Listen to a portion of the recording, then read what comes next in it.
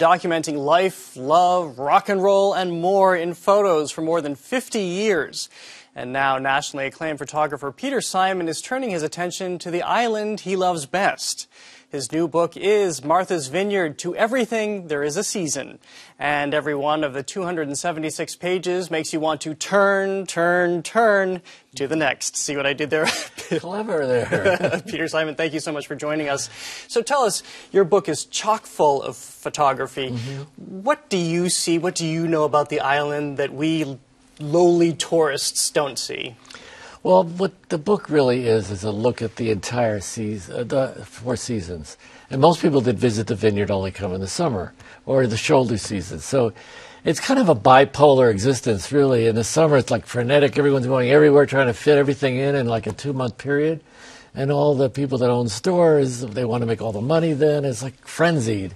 And then the off season, it's just like a whole different ball of wax, and I sit around wondering what I'm going to do for the next 5 hours. Well, and I wonder about that because you know this island so well. You first started going in the 1960s. You moved there year-round in the 1970s.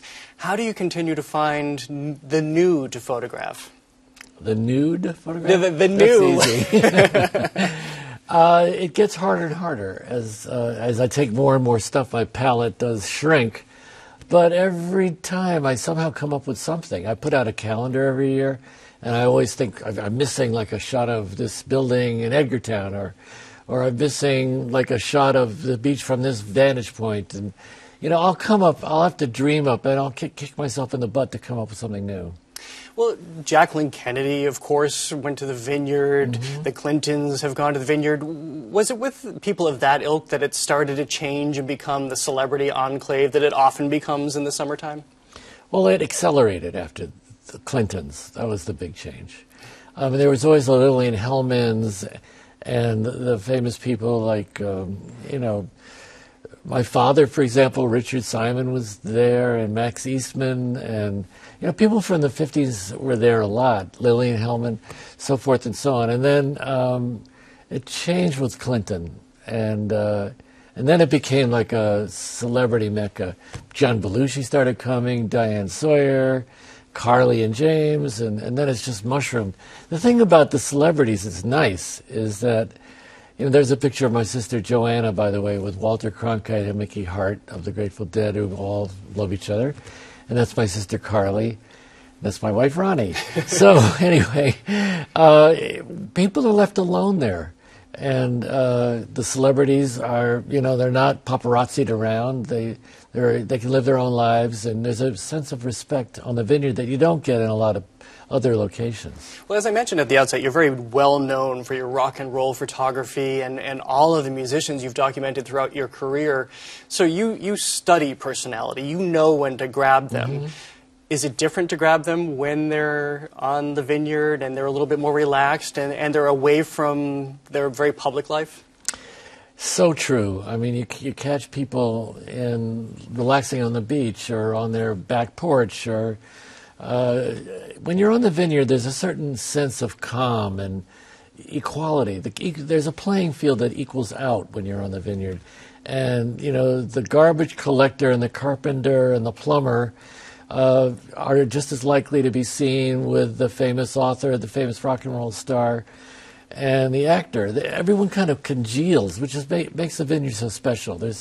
We're really one big melting pot of happiness there. Including, you have a great picture of your sister Carly Simon and James Taylor having a reunion. Tell us what's behind that picture. Okay, this picture was taken in 1995. They had been divorced for, I believe, 10 years.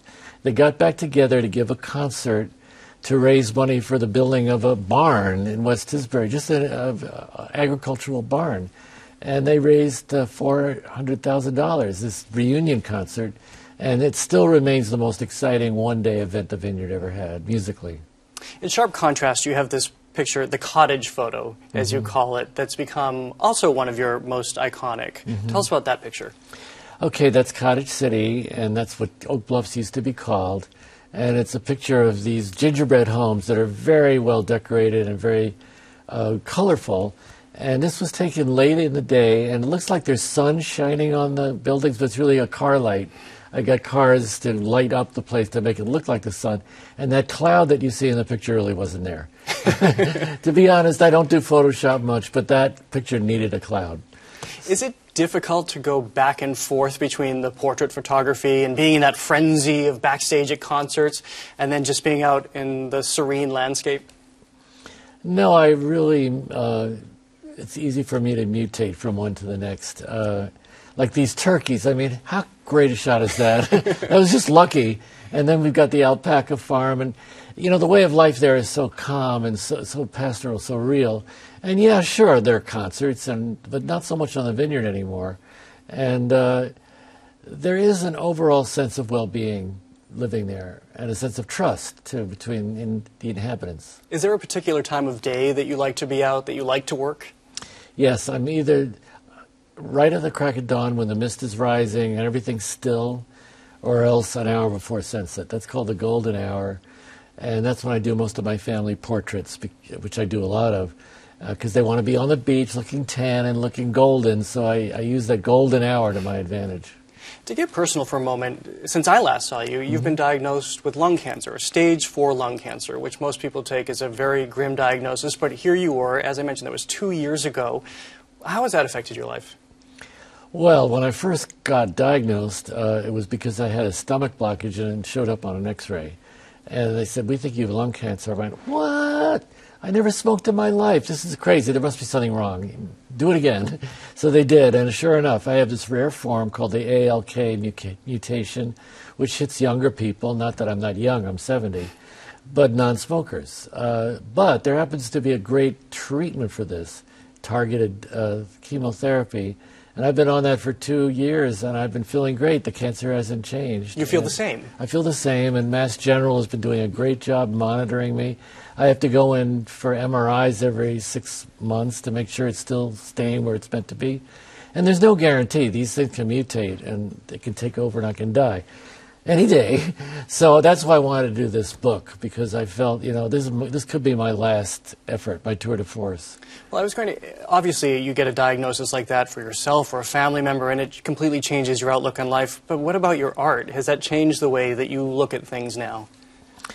Yeah, there's much more of a definitive, like, this could be a final look at things. And not that I'm morose about it. I just feel that, you know, that this is my last shot, and I'm going to give it all I got. Well, Peter Simon, it's great to have you here. It's great to see you looking and feeling so well. Thank you so much for joining us.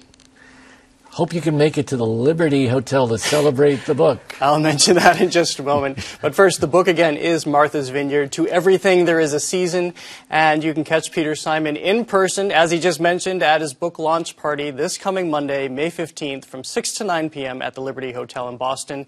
We should mention 20% of the book sales go to the Martha's Vineyard Community Services.